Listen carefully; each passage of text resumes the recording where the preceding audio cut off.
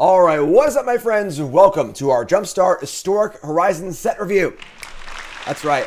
A little bit different this time. This is not going to be a complete set review.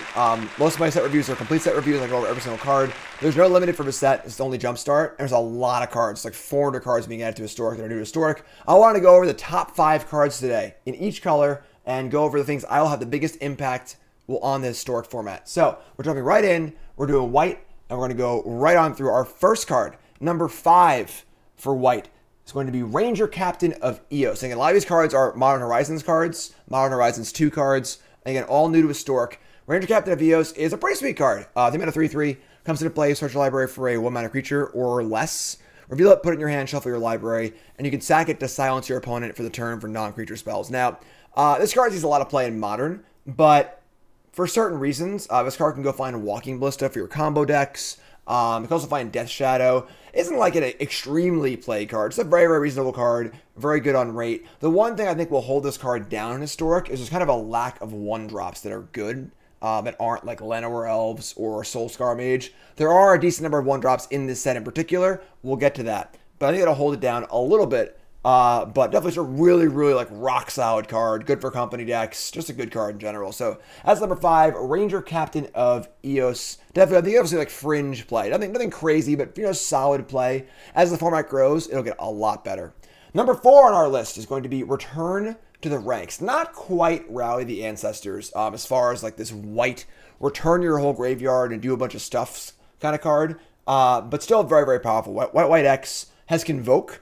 So you can use your creatures to help cast it. And then return X creature cards, mana cost 2 or less. This is a really cool card for kind of like sacrificing aristocrat decks, playing things like Blood Artist.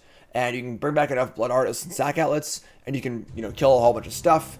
That's the main purpose of a card like this. Can Historic currently support a combo deck like that? Maybe, maybe not. I don't need to go through the card list. There's no Seder Wayfinder and things like that. But there are a decent number of like, Blood Artist, Cruel Celebrant, the zombie one, a certain number of these effects you can certainly use to fire off sack effects, things like that. So kind of a cool combo card. Obviously uses the graveyard. It's a little bit risky, but yeah, Corpse Knight's the card I'm looking for. Thank you. But pretty powerful card. Not rally the Ancestors, but still pretty good. Still pretty good. Kind of card where if it is good, it will be really good. Card number 3 for us is going to be Esper Sentinel, new card here, of course, from Modern Horizons 2. And this is a card that I think is pretty good. It sees a little bit of play in Modern. Obviously, this sort of like weird non-creature spell, Ristic Study effect is good against some decks and not others. However, of course, Faithless Looting, not Brainstorm. Though I think that Brainstorm might actually be fine, re-enter the format, whole nother story. But lots of spell decks in Historic. And of course, Esper Sentinel, if it draws 1 card, you're way above rate. And, of course, you can draw more than that. It's also an artifact. There's a lot of artifact cards in this set. It's also a human. So there's a lot of human stuff in this set, too. So just like a very reasonable 1-drop. And cool card. Again, partially good because of the lack of 1-mana plays in the format. But super solid card. I think it slots in pretty well. And it goes really well with our number 2 card, which is going to be Dahlia's Lieutenant. And this card is very, very good. Of course, linchpin of the humans decks in Modern, 2 mana for 1, comes into play, pumps the squad, and every human pumps it as well. This is your card for humans. This is the card that makes you want to play humans in your deck. I've played a number of human decks in Historic before, obviously without this card, and they've been pretty reasonably playable, but this is the card that really, really pushes you off. And card's very, very powerful. I think it's going to see a lot of play. This is a card that's going to make humans viable in Historic, and obviously no Aether Vial, no Noble Hierarch, no Champion of the Parish yet. So not a lot of the tools as in Modern. But again, Historic's not Modern. Historic's a much weaker format than Modern. So I think Lieutenant's going to be very, very good. Lieutenant also helps buff up those 1-drops that aren't necessarily good enough, like Esper Sentinel and Third Inspector. So great, great card here in Dahlia's Lieutenant. However, we're going to move on to our number 1 card. Our number 1 card here. Are you ready for this? Number 1 card in white for Jumpstart Historic Horizons is Vesper Lark. Wait, what? Vesper Lark? Why Vesper Lark?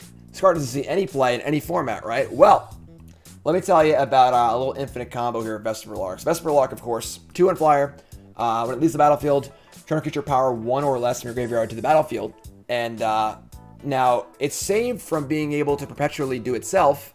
Perpetually, because it only gets things that are power 1 or less. However, there's a black card in the set, which we'll look at really fast. I'm not going to get to black too quickly, but look at really fast. Why isn't it showing it? I don't know.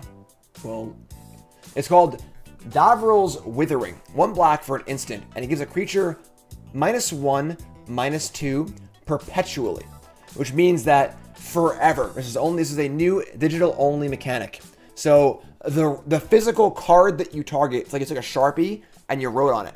So that would make Vesper Lark into a 1/0 creature. Thereby, it can return itself.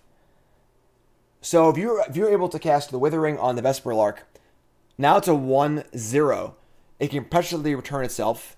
And if you have any sort of a Blood Artist effect or a corpse zombie, whatever we're calling it before, that's a combo kill. It's in 2 colors.